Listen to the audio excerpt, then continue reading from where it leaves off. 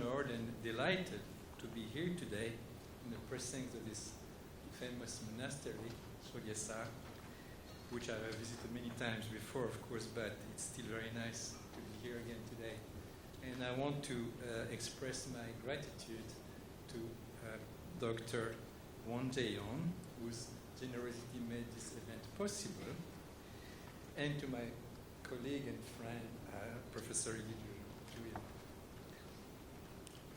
The English title of my paper today is In Search of, I can't remember the title of my paper, In Search for the Elusive Historical Buddha, Roads Taken and Not Taken. So the life of a Buddha has been for centuries and remains even today a very important topic, not only a topic of research for historians, but above all as a model of practice for all Buddhist believers. As Professor Donald Lopez has nicely shown, the first encounter between the so-called West and Buddhism were full of misunderstandings and wild imaginations.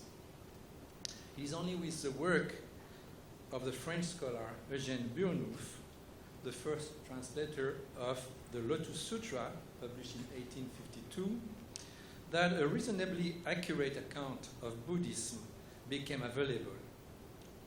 In spite of his pioneering qualities, however, Burnouf's work was not free of prejudice.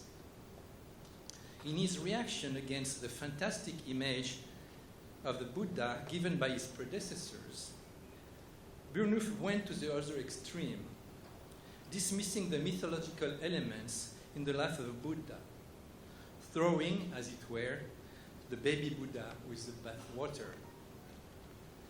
His methodological choice was followed by most of his successors, with some significant exception, which I will mention in my talk. It is that later history of the discovery of Buddhism that I would like to evoke today. But first, let me give you a brief visual survey of the mythological elements in the life of a Buddha as conveyed to us by art. So, we have first the birth of Buddha, right? And preface to the birth of Buddha, we have the dream of Queen Maya.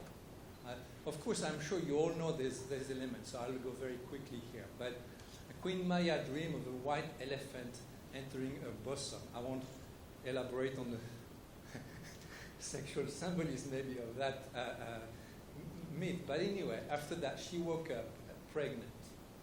So there's another version of that. As you see, the elephant entering her right flank, her right side.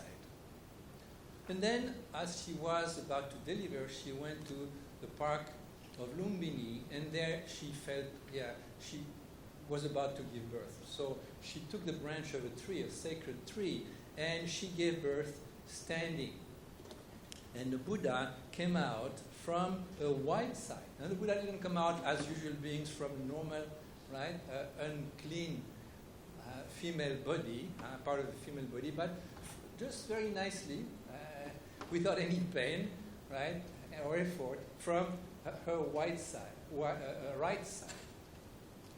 You don't see it here clearly, but you'll see it later. Here the Buddha is represented as little homunculus at the bottom of the, at the feet of Maya. Here you see him coming out from the right side, right? And here again, in this Nepalese version, you see a little Buddha just coming out from under the armpit, right? In Chinese version, in East Asian versions, you don't represent Maya naked, right? There's a certain, so the Buddha just come out of the sleeve of Maya's dress, as it were, anyway. And here, then, as he was born, right away, he walked, as you know, made 7 steps, and declared, pointing toward heaven and the earth, declared, I'm alone, I'm the worthy one, right? So I'm kind of really the ruler, the king of this world, as it were. So you see him represented in that version here. That's another version, a little bit more complex, a Japanese version of that. You see the little Buddha at the center, surrounded by his retinue and the whole creation, animals and so on. And here is the one, I saw this right away, just a minute ago, in the street, right there, right? You have the Buddha standing on an elephant, right? So you're all very familiar with these images. I don't have to elaborate. Then as he grew up, as a prince, right, his father had been told that if he saw the misery of the world, he would probably become a Buddha, but if not, he would become a ruler. So his father, the king, kept him secluded in a palace. But eventually, he came out of a palace once, and he made his famous 4 encounters. Right? The first one was with an old man, then a sick man, then a corpse, and eventually with a monk, a Buddhist monk, although Buddhism is a bit anachronic here because there was no Buddhism yet. But anyway, here we have 2 of these encounters, right, with an old man, I think, and a sick man. Can't see too well. So this decided him, he realized that life is just not, he asked at the time, he asked his servant, will I also be old and sick and die? And the servant said, yes, I'm sorry. So then suddenly came to, this man was supposed to be omniscient when he was born, but by the time he grew, 16 or so, he had forgotten all that. He had been told the basic realities of life, that we all grow old and die. So that was such a shock to him that he decided he must find a way out. And therefore, he decided to leave the palace against the orders of his father and to go practice in the wilderness, practice ascetic practices. So here you see him as he leaves the palace on his horse with his servant, and the others around are guards who help him to flee during the night without making any noise. You see a close-up to that, right? And then comes the time of separation. His servant followed him to the forest, and then at one point he told the servant, "You must go home now." So he sent them back, he and the horse, and we are told that both the servant and the horse cried that he didn't want to leave him. Very touching, very moving scene. And then he practices asceticism, harsh ascetic practice for 6 years, to the point that he almost lost his life. Right? He becomes very emaciated, looking pretty much like a skeleton. And here again, I've seen the same images here next to Chogesa. So we are all familiar with these images. This is the Indian Buddha. As you know, the Chinese Buddha is more like a pot-bellied Buddha, laughing and happy. But the Indian Buddha is often represented as a very ascetic form like this. Now, I don't mention the origin of all the statues first because I don't remember them, but in any case, I want to go fast here.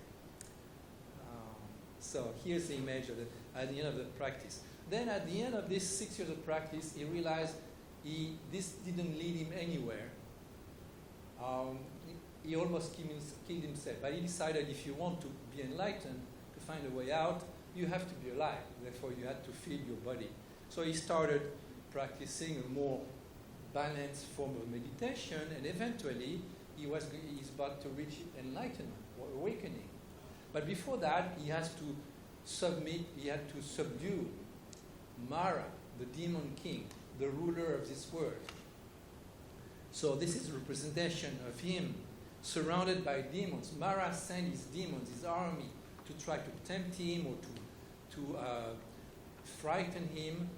As you know, Mara comes 3 times. First with his army of demons, then with his daughters. The daughters try to seduce the Buddha, and eventually Mara himself comes and challenges the Buddha, saying, "I'm the ruler of the world. Who are you?" And the Buddha said, "Well, I'm here because I'm the future. I'm going to be a Buddha." And Mara tells him, "No, you can't. What are your merits?" Mara said, "I've become a ruler of the world because of my merits." So then the Buddha calls the earth deity, the earth goddess, as his witness by doing these gestures. He touches the earth, right? And the earth shakes, and then the goddess of the earth appears, and she bears witness. She tells Mara, yes, this is him, this is a Buddha.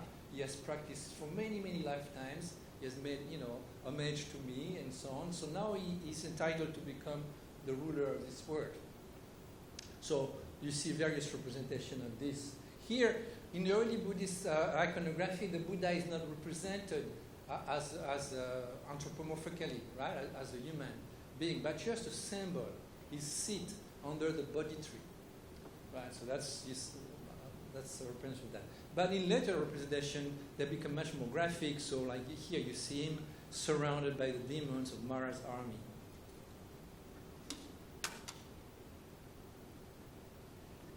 This is a more recent version where you see him, on his high seat. You see the earth deity below him, and Mara on his elephant attacking with his army. In the Southeast Asian version, we were talking about this just a minute ago, the earth deity is represented. She twists her hair, and the water that the Buddha had for many lifetimes poured on the earth is now flowing out and drowns Mara's armies.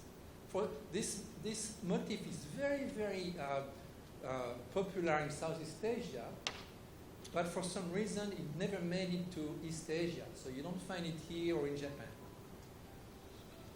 Then he reaches awakening, so you see him represented here under the Bodhi tree, the tree of awakening, Bodhi. And then after awakening, he stays for 7 weeks in meditation, and at one point there's a big storm, a flood, and the Naga king, the Naga being the snakes, right, or what translated into Chinese as dragons, appearing and covering him with his hood to protect him from the rain, right? So this is also a very popular representation in Southeast Asia, but not so much in East Asia. Then, this is the time when he comes to the Bodhi tree. So you see him next to the Bodhi tree there. There are many other little small legends related to that, but I don't have time to get into this now. After reaching enlightenment, he hesitated to teach for a while, but eventually, because he thinks the people are not ready, but eventually he starts teaching, and he will be teaching for the rest of his life, 50 years of teaching, we're told. So here, the first sermon he gave near Benares, in Sarnath, and that's the beginning of his teaching career. So more of the same, right? Teaching. And then, in order to convert people, sometimes he made miracles. He showed his supranormal powers that he had obtained through a meditation. And here is a famous so-called miracles at Shravasti. Shravasti being a town in northern India. And this is called a miracle of water and fire. He had fire coming out of his upper body and water flowing from his lower body. And then another miracles he performed, like making a duplicate image of himself floating in the air and engaging him in conversation. Very interesting. And with this, he defeated all the heretics, right? The people who were trying to fight him. And he became the only, the winner of this contest. So he made many miracles like that. That's another representation of this. Again, now you see the fire coming up of his higher part and the water flowing from his lower body. Then at one point, he goes to Triastrimsha heaven, the heaven of the 33 gods, where his mother, who died just after he was born, had been reborn. So he goes there to teach her and also teach the other gods. And at the end of this period, he comes down from Triastrimsha heaven and is welcomed by all the humans and all the people who thought he had already entered nirvana. He was gone already. So they were already happy. It's this kind of first, almost a fake nirvana, as it were. Right? So now comes the real nirvana, the great nirvana, where he's now going to leave this world to enter into, what we don't know what, another state of, which is neither being or non-being, a state called nirvana. But his disciples think he's simply dead, right? So or anyway, he's leaving them for good. So they are really unhappy, they cry, and so on. This is an interesting representation, I think, from Berlin Museum, in which he's shown already all wrapped as a mummy. Usually he's shown like this, as you see his face. And yeah, so you see many representations like that. Sometimes they have colossal dimensions in Southeast Asia. They are very, very big, or in China too, actually. And then Japanese representation become more elaborate. I talked about this yesterday. You see Maya, Queen Maya coming down from heaven to see her son one last time. And then you see also all the creation, including animals, crying, wailing, being so sad at his departure. So, and also some gods also around the coffin. And then he's finally cremated, and there'll be, I talked about this also yesterday, and his relics are put in stupas, like Sanchi or Barut, and also in pagodas in China and Korea, right, in Japan, where King Ashoka, we're told 1 century after his nirvana, collected all his relics, all his ashes and relics, and spread them in 84,000 stupas across Asia. So you have Ashoka's stupa in Korea and also in Japan, supposedly, right? This is pure legend, of course. All right? Now, okay, I'll turn to the second part of my talk. It was around the middle of the 19th century that Buddhist studies took off with the work of the Indianist Eugène Burnouf, I already mentioned, died in 1852. And the first triumphs of philology and historicism. Burnouf emphasized the human personality and the historical importance of the Buddha. From the second half of the 19th century, in reaction to what it perceived as fabrications, a historicist current sought to reduce the Buddha's legend to its simplest expression, hoping to find its historical substrata. Right? So I use the word historicist, right, as well as rather than historical. Right? Historicists mean excessive history, right? Ideological form of history. What credit should we lend to the Buddha's legend? Most biographies of the Buddha rest on a twofold criterion of credulity and skepticism. To retain any episode that presents itself in realistic traits, and to reject everything that belongs to the marvelous. This leads to a double principle of proliferation and rarefaction of speech. As E.G. Thomas pointed out long ago, I quote, "The question remains whether we are justified in retaining from this legend portions which seem credible to us, or if the entire legend is not the invention of an era." Unquote. Thomas is one of the first who have written the biography of Buddha. Unfortunately, there is no method that allows us to separate the man, Gautama, from the Buddha of the legend. Most of those who claim that this character must have existed behave as if such a method existed, without bothering to explain why they believe it is or should be so. We must therefore reverse the usual way of thinking. As far as one can tell, there was in early Buddhism no basic biography of the Buddha on which legendary elements later grafted themselves. We only find various legends, not yet unified into a biography, even a simple one. It's interesting, right? The early life of Buddha, you have to talk about nirvana, you have to talk about the birth, you have to talk about the enlightenment, but they are never connected. Like we would expect as Westerners, as modern people, right? From beginning, from birth to death. No. It starts from the death, actually. Or to borrow the core metaphor often used by historians, there is no factual core around which multiple legendary layers grew. There are no criteria to separate the historical fact by peeling the many layers of myth and legend. In other words, the life of Buddha is more like an onion. Right? you don't have a core. You only have layers and layers and layers. Or even, the core, when I'm talking about, I didn't realize I'd written this already. So the Buddha is more like an onion, which one can peel without ever meeting a nucleus.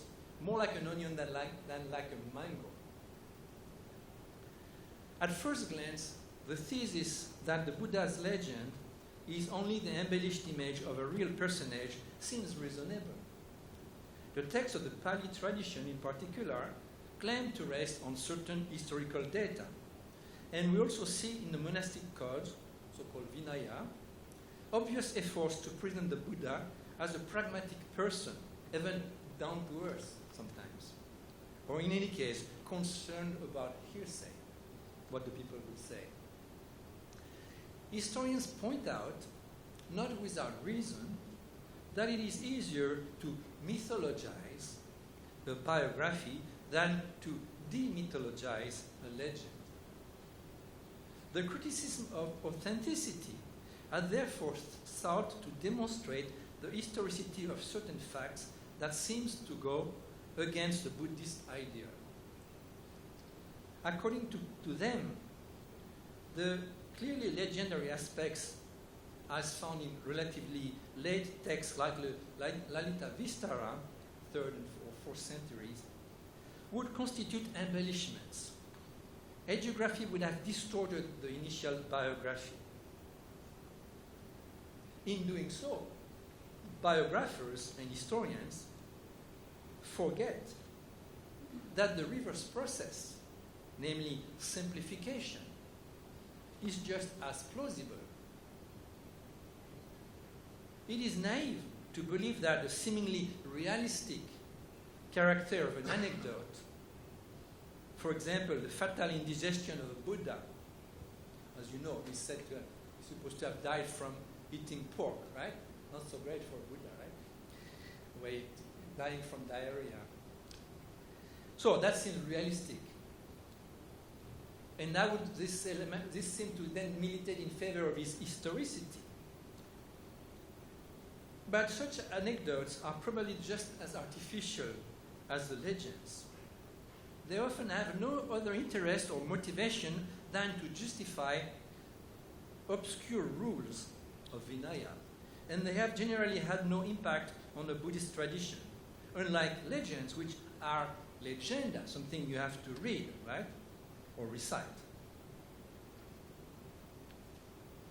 The historical research on the life of the Buddha rests essentially on the reading of the Pali text, most of which were edited by the Pali Text Society at the end of the 19th century, and also some Sanskrit texts expurgated from their mythological slides. On the other hand, the texts described as apocryphal, because they were compiled outside of India, and which essentially belong to the great vehicle, Mahayana, have been denied any claim to teach us anything about the authentic Buddha. I use the word authentic, of course, in quotation marks. It is this methodological bias that the anthropologist Stanley Tambaya criticized when he refers to what he calls the Pali Text Society's spirit. Moreover, the first Pali texts are also, in a way, apocryphal, since they date from several centuries after the parinirvana. The first known manuscripts date from the 5th century of the Common Era. In the absence of biographical sources more or less contemporary of the Buddha, the majority of historians agree on an account of the Buddha's life reduced to its simplest expression. But that life, paradoxically, loses all historical character, becoming a simple archetype, which could be valid for any Indian ascetic, Buddhist or not, or for any Buddha, past or future. As you know, you have many past Buddhas. You look at their life, it's exactly the same as that of the present Buddha.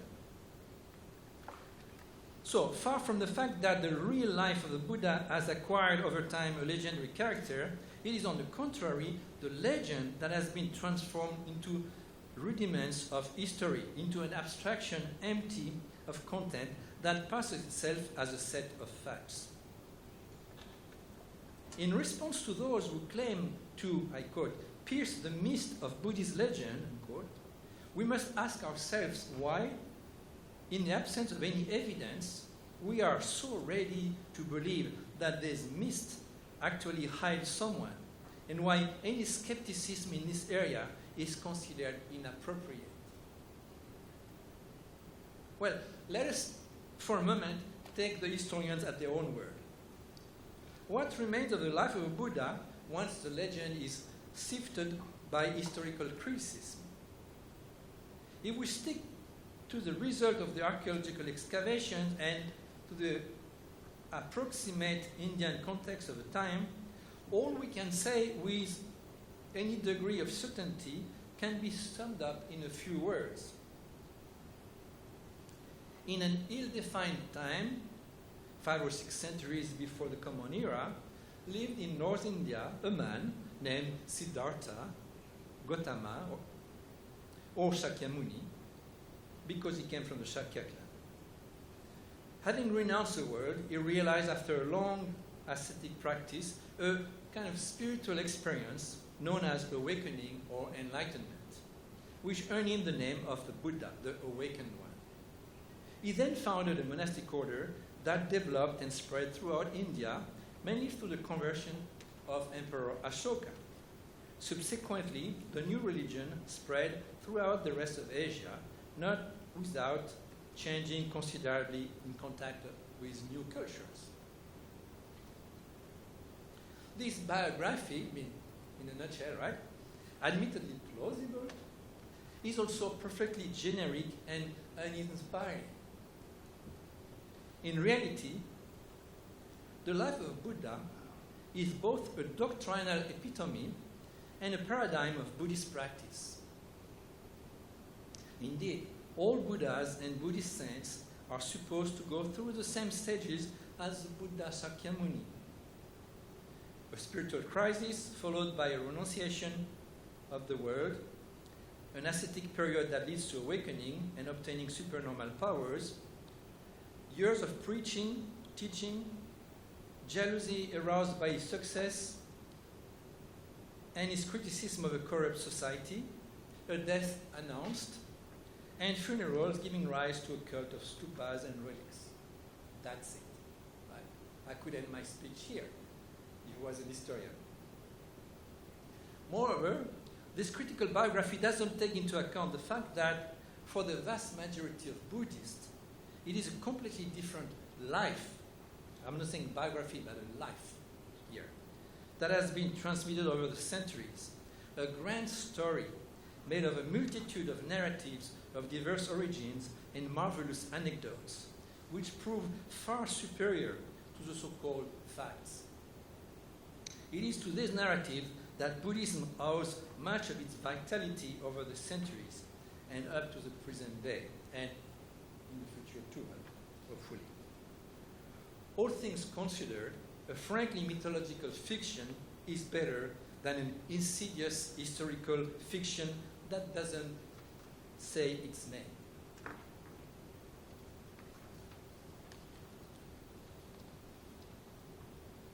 All right, so now I'm looking at the various historical accounts of the life of Buddha and what I call a problematic dichotomy. The two main methodological approaches in the study of Buddha's life were inaugurated by Emil Senard, who lived from 1847 to 1928, and Hermann Oldenburg, 1854-1920. But the controversy between these two authors is not only of historical interest, because it was, from the outset, because it was it that, from the outset, determined the terms of a rather sterile debate. The paradigmatic opposition of these two tutelary figures that takes on almost mythological character, thus takes on almost mythological character. I must apologize, I just bought a new pair of glasses and I'm not used to them yet, so I made a mistake in reading.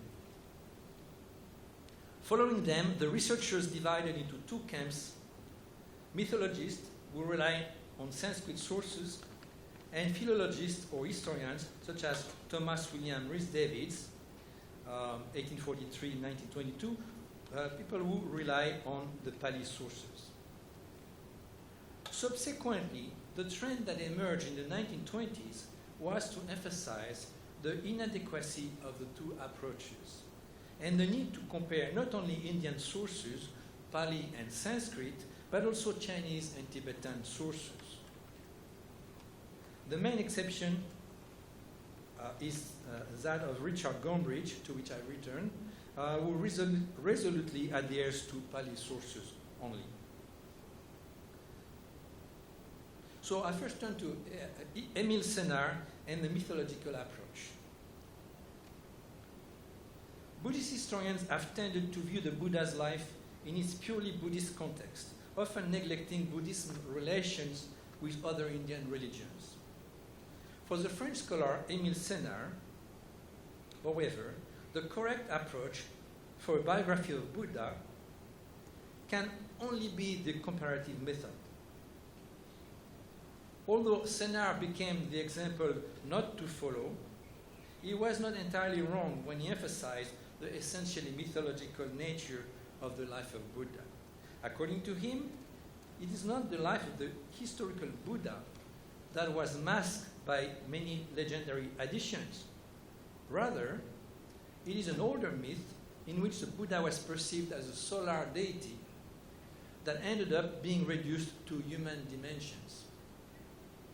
At the same time, Sénart denies, or rather relativizes, the importance of the Pali canon, in which he sees a belated attempt to make a fabric of legends and myth a little more likely.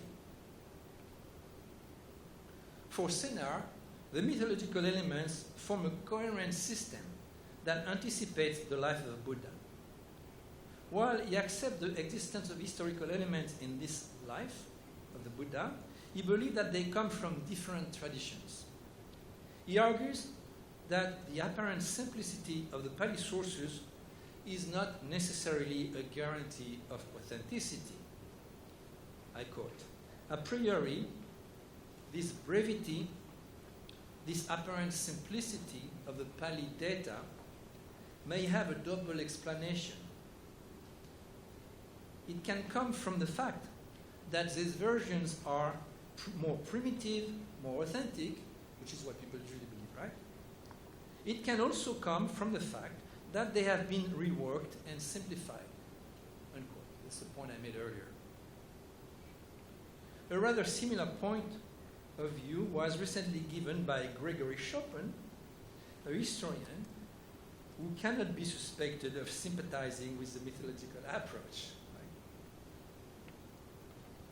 So we can see in Sénart a structuralist avant la lettre, before the word existed, right? Before structuralism existed, who bases his method on the Indian conceptions of Buddha, not on Western conceptions. It is unfortunate that he felt eventually obliged at the end, to impose his interpretations with less nuances, but no less imagination than Lévi-Strauss, the founder of structuralism, since he wants to see in the Buddha a solar god or a god of vegetation. His method is admittedly reductive, and it sometimes verges on interpretive delirium. However, it would be wrong to retain only its caricatural aspects and to reject the baby again with the bathwater, as did almost all subsequent researchers. Sénart himself, moreover, warns us, I quote, "Does this mean that I intend to present the Buddha as an astronomical entity?" As you may know, one of the planets, Mercury, is also called Buddha. And Buddhism as a sidereal religion, as a naturalistic mythology, no competent reader will lend me this ridiculous view. Well, of course, many readers lend him this ridiculous view. Yes, most of his readers did. So the time may have come to rehabilitate some aspects of Sénart's method, certainly is comparative mythology insofar as it imposes its own biased views on materials, seems to us today dated and simplistic. But he at least thought the logic of the myth, which historians too often consider as an insane jumble. Unfortunately, he still remains under the influence of the comparative mythology of his time, which tended to amalgamate all cultures. So then I turn to the historicist approach, as represented by Oldenburg. In his classical work entitled The Buddha, His Life, His Doctrine, His Order, the German historian Hermann Oldenburg rejects wholesale Senart's thesis. He criticized him for denying the historicity of the Buddha and seeing in the life of Buddha a version of the archetypical narrative of the life of the sun god. According to Oldenburg, the identification of Buddha as a solar hero is just a bunch of mythological elucubrations. He's not entirely wrong, right? But the clear distinction between the two scholars, as Oldenburg himself points out, is due to their different interpretation of the sources, and in particular, to their different assessment of the Pali canon, which for him, for Oldenburg, is the only one to provide credible information on the historical Buddha and his doctrine.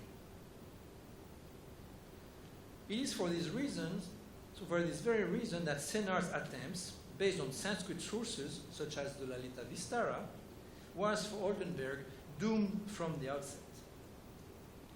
Oldenburg conceived that his scientific position essentially derived from his own intimate belief. But this does not prevent him from drawing conclusion as to the historicity of the Buddha. I quote, "Obviously, the narrative in question may be a myth," Oldenburg says, right? "Allow me, for my part, to declare my belief that in the story of how the young Shakya became the Buddha, there is really an element of historical memory." But that's only his belief. He has no proof, right? But he continued to assert this opinion. Oldenburg's influence proved to be enduring, and it partly explains the lack of interest, until recently, in vernacular traditions of Southeast Asia, considered irrelevant because they are local and late. This influence is found especially in the English scholar Thomas William Rhys-Davids, as I mentioned, died in 1922, one of the founders of the Pali Text Society, which made available the text of the Pali canon well before those of the Sanskrit and Chinese canons, and at the same time determined the main directions of Western Buddhology for a long time to come. Like Oldenburg, Rhys-Davids rejects Sanskrit works such as the Buddha Charita, dating from the second half of the Common Era, of the second century, of the Common Era, and the Lalita Vistara, which can never be considered, he thinks, as historical biographies, and therefore should not be used by historians worthy of the name.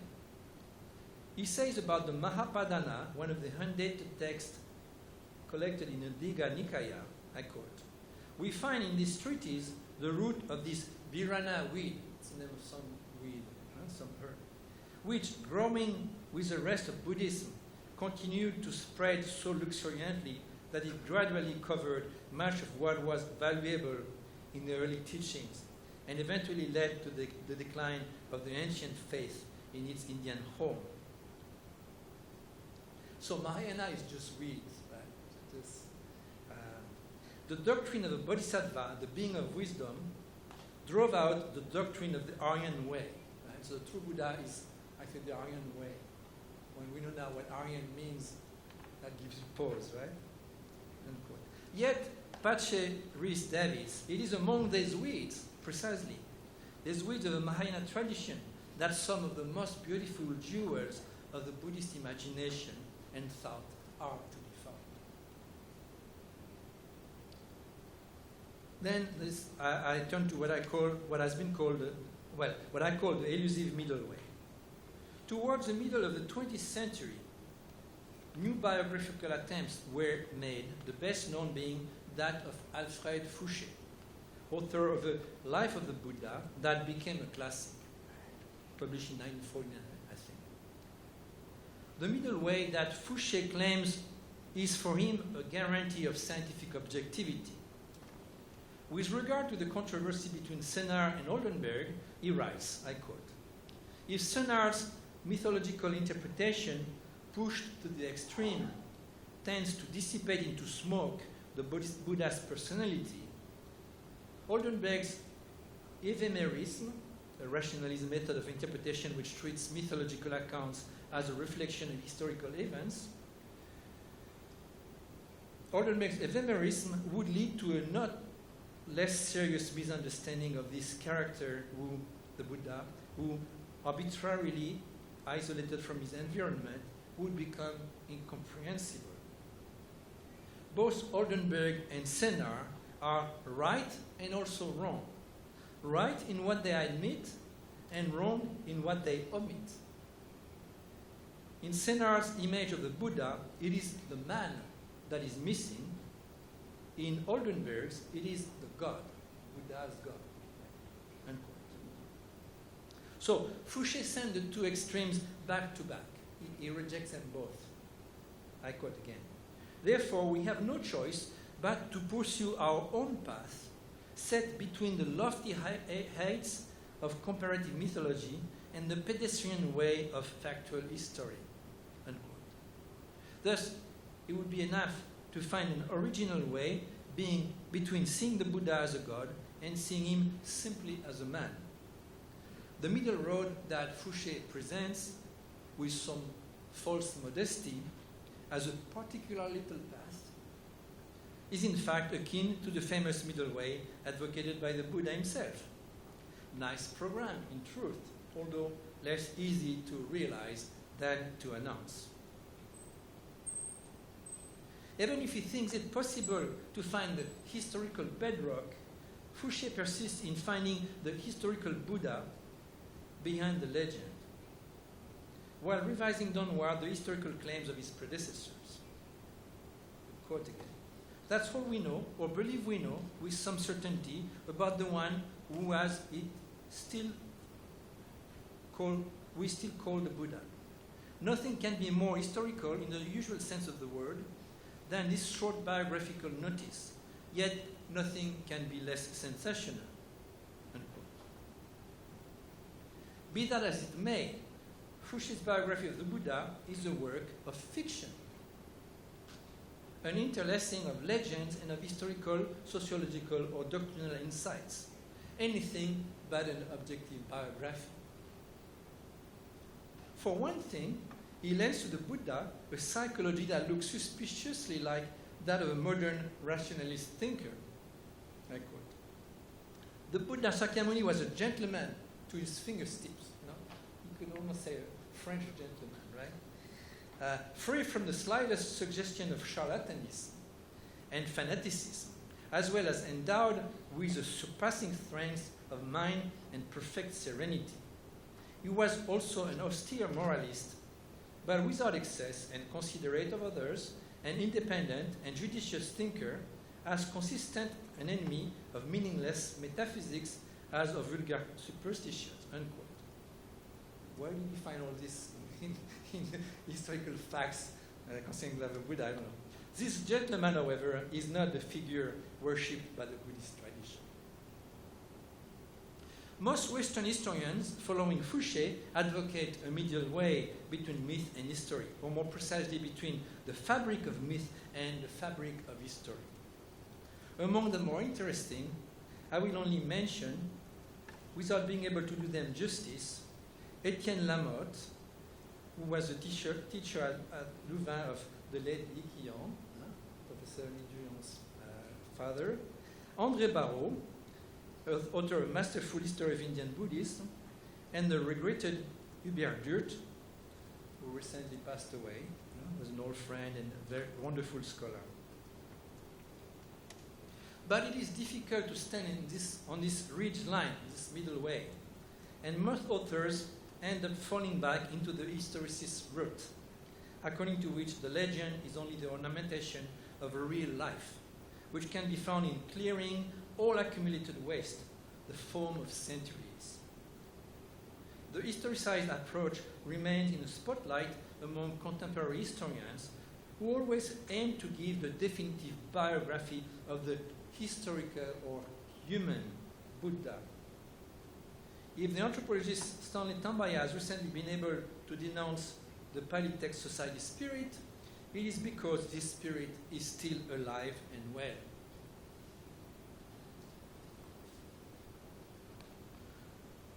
The main representative at the moment of this Pali text society spirit is Professor Richard Gombrich at Oxford, who continues to believe, as in the high days of historicism, that one can jump with both feet beyond the time of Ashoka to that of the Buddha. In an article published in 2003, he responds to those who denounce his obsession with origins by accusing them, the ultimate insult under his pen, of postmodernism.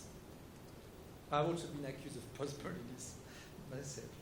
According to him, there are two good reasons to be obsessed with the origin of Buddhism.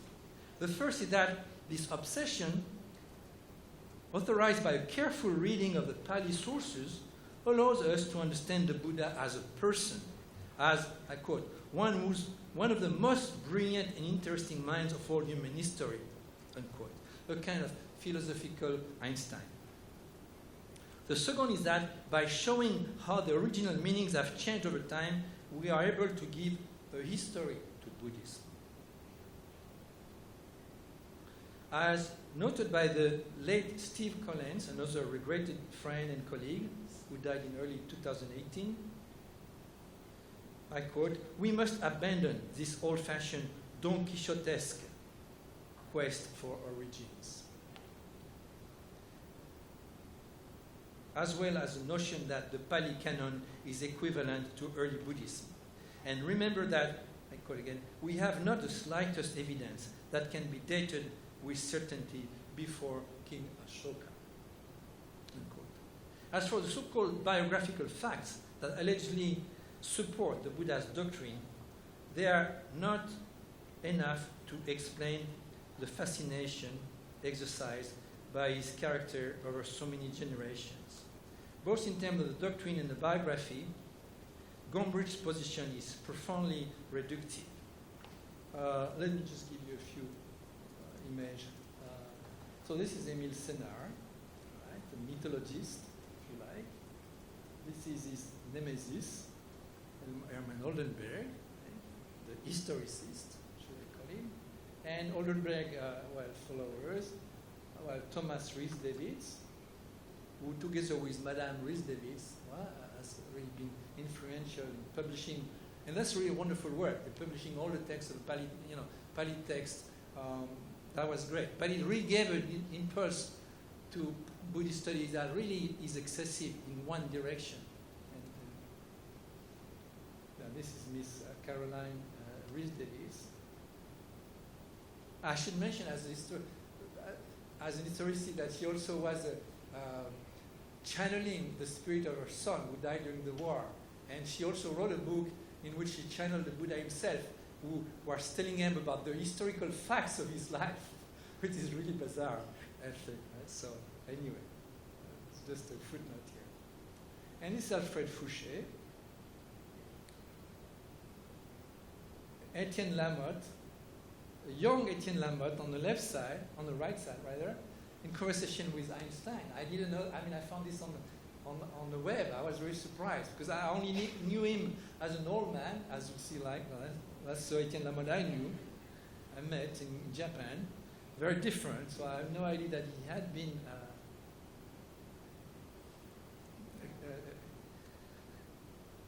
in conversation with Einstein. Anyway, and this is André Barrault, more recent image.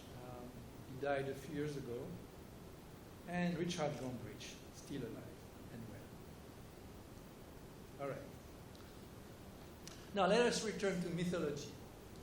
After this all too brief survey, well, you might find it too long, but it's very brief in terms of content, of Buddhist historiography, let us return to the unjustly ignored Buddhist mythology. recognizing the primacy of mythological discourse radically affects the historical discourse on Buddhism. By expurgating from the life of the Buddha all the mythological elements, or rather retaining from them only those that do not offend Western reason, historians have so far found in the historical Buddha a sort of Socratic or Stoic sage, endowed with a rational and philosophical spirit. Carried away by their demystifying enthusiasm, they made a clean sweep and find themselves empty-handed at the end of the day. They are reduced to telling legends that they despise, hoping to recognize from time to time in them the distant echo of a historical fact. To conclude, the life of the Buddha, as it has come to us, belongs essentially to the hagiographic imagination. Even granted that one could detect some traces of memorized events in it, they hardly provide a biographical narrative. Yet, historians have been quick to trace and fill this elusive canvas with so-called facts. Whether the Buddha exists or not, or whether he is only a myth, the mythological Buddha, for one, is indeed very real, since all Buddhism derives from it. All in all, the explicit imagination of hagiographers may be preferable to the insidious and impoverished imagination of historians. If we admit that the narrative of the Buddha's life is a matter of literature, legend, or mythology, we no longer have to worry about the subtle dosages to be observed between the historical dough and the leaven of imagination. There's no valid reason for privileging, as has been done so far, the only stories that seem to come from a so primitive state, supposedly still close to a raw historical fact. For the historian of religions, which I am, all the myths and legends are more or less equivalent. And we must abandon all claims to completeness, since the myth is by nature open, creating itself while creating us. No origin, therefore, no alpha point of emergence, but also no omega. Final point. All variants of the myth are equal, and there is no original myth. The latter is only a virtual origin. The Buddha, as we can reconstruct him according to tradition, will always be a virtual Buddha. Whatever his historicity, and I'm not denying that a man called a Buddha may have existed, right? I just say we don't know anything about him. We think we know, but we don't. So whatever his historicity, his life remains a founding myth. Indeed, one of the great myths of human history. Approaching the myth in its historical development as a living process is the only way available to us if we want to avoid any reductionism, whether mythologizing or historicizing. The person who may have inspired the legend of the Buddha sank right into the dark abyss of time, like a stone to the bottom of water. But the waves produced by this event never cease to spread to the surface of human culture. Trying to understand the mystery of that life from a historicist point of view amounts probably to misinterpretation. To dilute the event into a more or less timeless myth is another misinterpretation. The life of the Buddha is first and foremost a narrative, and in the end, it does not matter whether it is mythological or realistic. It's always a narrative. My last point is that all the development of Buddha's legend, including those that took place outside India, are worthy of consideration, as they contributed to the creativity of the Buddhist tradition. Faced with the impoverishing vision of a certain historicism, which reduces the life of the Buddha to a banal curriculum vitae, we must choose the opposite view, which consists in deploying the range of possibilities and considering the Buddha's life in its deployment as a tribute to human creativity, traditions, and cultures. And this implies giving Chinese, Korean, and Japanese, and of course Mongol, Tibetan, and so on, right, lives of the Buddha the same value as Indian lives, or to late lives the same weight as to early lives. Because whatever historians may think, chronology is not a criterion of truth in this area. What makes the value and flavor of the Buddha's life is perhaps what remains when we have exhausted all the scholarly interpretations and simply let ourselves be carried by the word, the text, or the picture. At the end of the journey, the Buddha's life ends or opens on a mystery. Thank you.